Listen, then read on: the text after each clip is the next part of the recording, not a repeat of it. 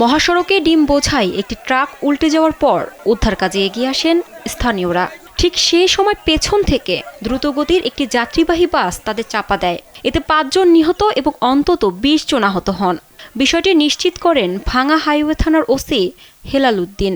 শনিবার সন্ধ্যা ৬:৩০টার দিকে ফরিদপুরের ভাঙা উপজেলার সোয়াদি বাস স্ট্যান্ড এলাকায় ঢাকা খুলনা মহাসড়কে এ দুর্ঘটনা ঘটে। এ ঘটনার পর স্থানীয়রা ওই মহাসড়কে ৬টি বাসে ও ট্রাকে আগুন দেয়।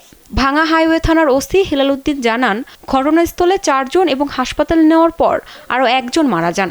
আহত হয়েছেন অন্তত ২০ জন। আহতদের মধ্যে কয়েকজনের অবস্থা গুরুতর হওয়ায় নিহতের সংখ্যা বাড়তে পারে বলেও আশঙ্কা করা হচ্ছে। একটা ডিমের গাড়ি অ্যাক্সিডেন্ট হয়েছিল। এই গাড়িটা সরানোর জন্য রেকার আসে। রেকার এসে যখন কাজ শুরু করে তখন নড়াইল এক্সপ্রেস এই গাড়িটা এসে ওই গাড়িটার উপরে আঘাত করে।